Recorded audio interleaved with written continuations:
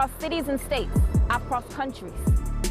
I've crossed continents. From 1619, torn from my home, I was dragged across the only ground I've ever known. Do you hear me? We will fight for us! To 2020. All the while, there was something inside of me, something bigger than me, something clinging to me. This is what democracy looks like! The story of Black women in America. We got to change. So we're the change agents. Still at a crossroads. We need to have a seat at the table. Between racism. It's a wake-up call. And sexism.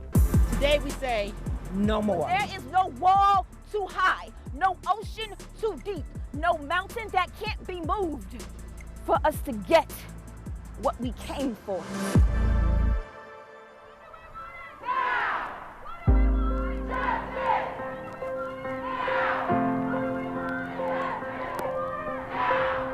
Breonna Taylor, killed by Louisville police, struck a specific chord. The police is not going to stop doing what they're doing to us.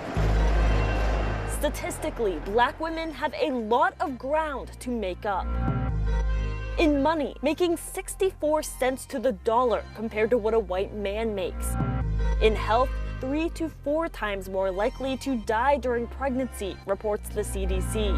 In representation, there were 22 Black women in Congress before Election Day, out of 535 members. My name is Tammy Hodo, PhD. We want reform! One of my biggest pet peeves is I hear people say, well, why don't they pull themselves up by their bootstraps? And reality is that some people were born with no boots. Dr. Tammy Hodo is a diversity consultant. She says the Black Lives Matter movement feels different. Oh, I think so. Because even if you think of the civil rights of the 60s, the women were engaged, but they were in the background. And you saw the African-American men in the forefront. We're seeing women that are at the forefront. There were 3 women who, initiated that hashtag when Trayvon Martin was killed. We're done dying, and as mothers, we're done crying. Hodo says Black women are taking action where it matters. We need to look at legislation and recognize that when this nation was founded, it was really about white, cisgendered males.